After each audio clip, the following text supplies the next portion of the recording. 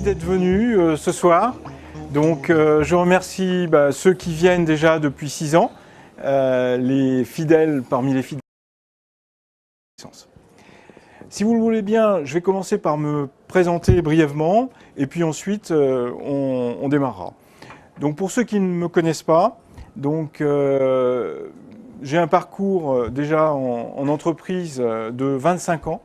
Donc, sur 3 entreprises, Accor, Carlson Wagon-Lit Travel et Compagnie des Wagons-Lits.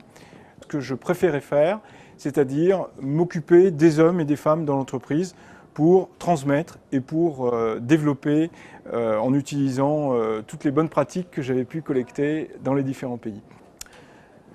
Donc, si vous le voulez bien, nous allons démarrer avec cette fameuse stratégie Océan Bleu. Alors, tout d'abord, la métaphore de l'océan bleu, le marché devient tellement saturé qu'il y a effectivement des morts et des entreprises qui y laissent des plumes. Et la couleur bleue pour trouver effectivement un territoire nouveau où on va pouvoir prospérer sans mettre la concurrence au centre. Deuxième constat, dans 90% des entreprises en France, l'information est surabondante et cette information n'est pas assez structurée, ce qui fait que c'est un frein énorme aux prises de décision. Et je vois effectivement que normalement ça doit vous parler parce que dans beaucoup d'entreprises aujourd'hui, on a du mal avec cette information surabondante. Pour conclure,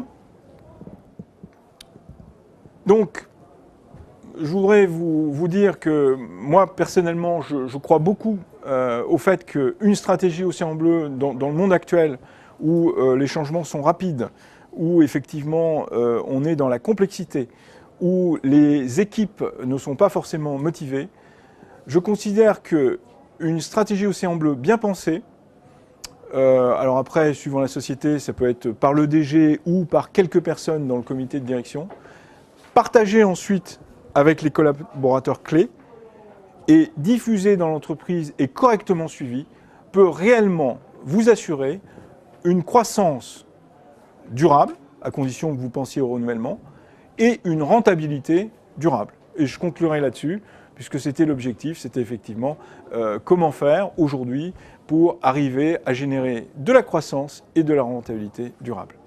Merci de votre attention.